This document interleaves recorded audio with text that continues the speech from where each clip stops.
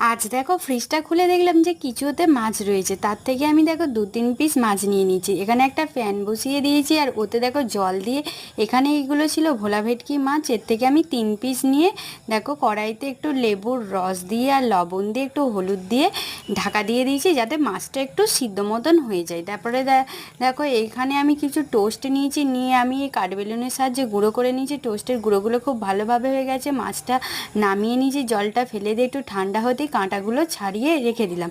আর এখানে একটু আলু সিদ্ধও নিয়েছি, এখানে পেঁয়াজ কুচি, লঙ্কা কুচি, আদা বাটা, রসুন বাটা নিয়েছি। কড়াইটা বসিয়ে ওতে তেল দিয়ে ওতে পেঁয়াজ কুচি, রসুন বাটা, আদা বাটা দিয়ে নাড়াচাড়া করে কোচানো লঙ্কাগুলো দিয়ে দিলাম। তারপর যে মাছগুলো কাটা ছাড়িয়ে রেখেছিলাম সেই মাছগুলো দিয়ে নাড়াচাড়া করে তো হলুদ গুঁড়ো একটু দিয়ে দিয়েছিলাম, যে সানরাইসে চিকেন কারি মশলা, আলু সিদ্ধটা দিয়ে ওতে হলুদ গুঁড়ো, তারপর লঙ্কার গুঁড়ো, নুন দিয়ে দেখো মশলাটা ভালোভাবে আমি কষিয়ে নিয়েছি। একটা জায়গায় ডিম ঢেলে নিয়ে ফাটিয়ে নিয়েছি, ওতে লবণ আর কর্নফ্লাওয়ার দিয়ে ভালোভাবে ব্যাটার করে নিয়েছি। তারপর হাতে আমি তেল মেখে নিয়েছি।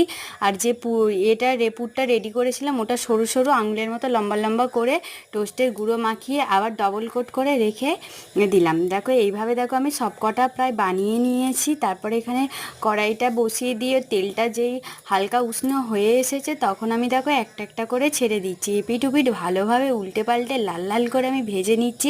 এখানে আমি শসা, কাসুন্দি, তারপরে পেঁয়াজ কেটে একটু সাজিয়ে নিয়েছি। তারপর মানুকে দিয়ে দিয়েছি। মানু তো খেয়ে বলেছে খুব সুন্দর হয়েছে। এর আগে আমি বাড়িতে কখনো মাছের চপ বানাইনি, এই প্রথম বানালাম। আমারও খেতে খুব দারুণ লেগেছে। বাড়ি মা, আমার বর সবাই খেয়ে খুব ভালো হয়েছে। তোমরা